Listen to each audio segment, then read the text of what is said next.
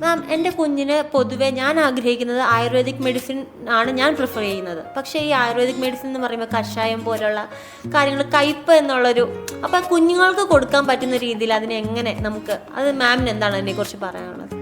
ഇത് എനിക്ക് OPDയിൽ എപ്പോഴും വരുന്നൊരു ക്വയറിയാണ്.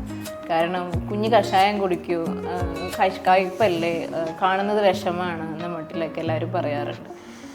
ആയുർവേദം എന്ന് പറഞ്ഞു കഴിഞ്ഞാൽ കഷായം മാത്രമല്ല, ആയുർവേദത്തിൽ വേറെയും പല ഫോർമുലേഷൻസ് ഉണ്ട്. അതായത് അരിഷ്ടങ്ങളായിട്ട്, അതേപോലെ തന്നെ പൊടി ചൂർണങ്ങളായിട്ട്, നമുക്ക് അർക്കം, ഒരു ടേസ്റ്റും ഇല്ലാത്ത വളരെ ഡിസ്റ്റിൽഡായിട്ടുള്ള നമ്മൾ എക്സ്ട്രാക്റ്റ് ആയിട്ടുള്ള അർക്കങ്ങൾ, പോരാത്തിന് കുഞ്ഞുങ്ങൾക്കാണെങ്കിൽ സിറപ്പ്, പിന്നെ ടാബ്ലറ്റുകൾ, ഇങ്ങനെ പല പല ഫോർമുലേഷൻസ് ഉണ്ട്. കുഞ്ഞിൻ്റെ അസുഖത്തിനനുസരിച്ച് കുഞ്ഞിന് ഏതൊക്കെ രീതിയിലാണ് കൊടുക്കേണ്ടത്, പിന്നെ നമ്മളൊരു പീഡിയാട്രിക് ഡോക്ടറും കൂടിയാണ്. അപ്പോൾ നമുക്കറിയാം കുട്ടി അത് ഏത് രീതിയിലാണ് കഴിക്കുക.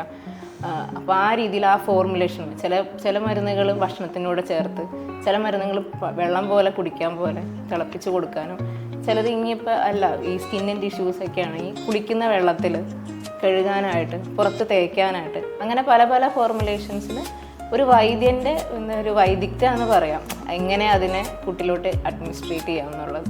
പോരാത്തതിന് ഇപ്പം നമുക്കൊരു പാല് കുടിക്കുന്ന കുട്ടിയാണെങ്കിൽ നമ്മൾ അമ്മയ്ക്കാണ് മരുന്ന് കൊടുക്കുക.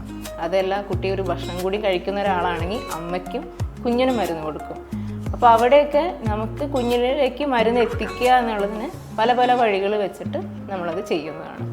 അതുകൊണ്ട് ഓരോ കുഞ്ഞും നമ്മുടെ കുഞ്ഞും കൂടിയാണ്. അപ്പോൾ നമ്മൾ അതും കൂടി കൺസിഡർ ചെയ്തിട്ടാണ് എല്ലാ മരുന്നുകളും എഴുതുള്ളൂ.